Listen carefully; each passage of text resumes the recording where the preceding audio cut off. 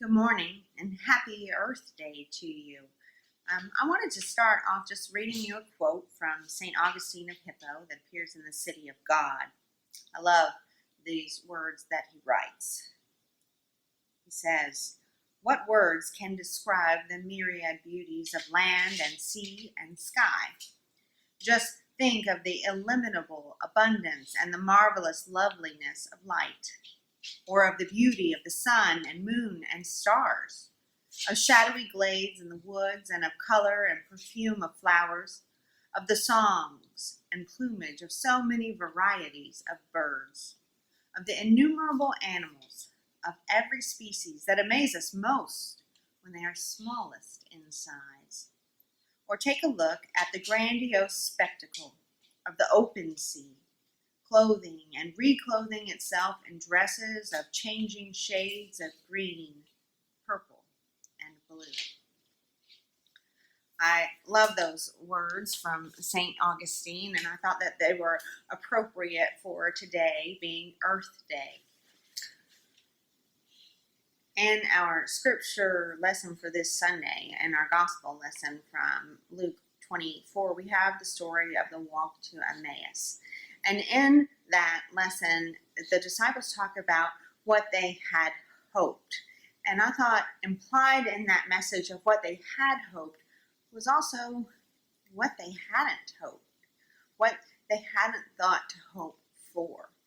And as I pondered Earth Day, there are many things that I thought I myself have hoped for without realizing so many of the other things that I could have hoped for. So, for instance, I had hoped that one day Wayne and I might be able to visit Italy to see it for ourselves.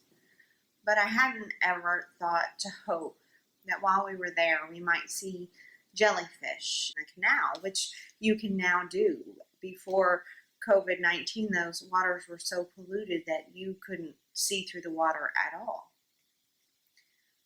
One day I had hoped to possibly, with the escalation of technology, to see the Earth from space. And in that, I had never thought to hope that we might see the Earth from our satellites in space with such a vast improvement of the movement of pollution. So since we have been staying at home and sheltering at home and not driving our cars and not flying airplanes, you can see a vast improvement in the pollution that covers our land from space.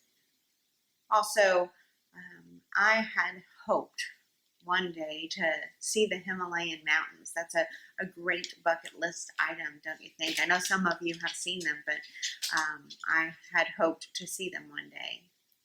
But in that hope, I had never thought to hope that the people who live close to it, just 100 miles away, might be able to open their doors and go outside and see the peaks.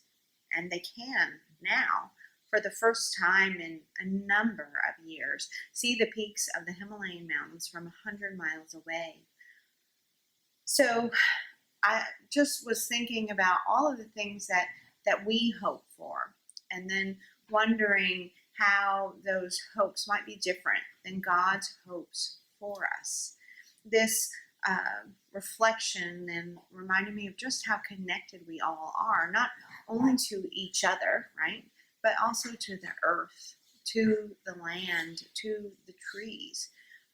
Before God created people, God created a garden and all that is, and we have been called to care for it.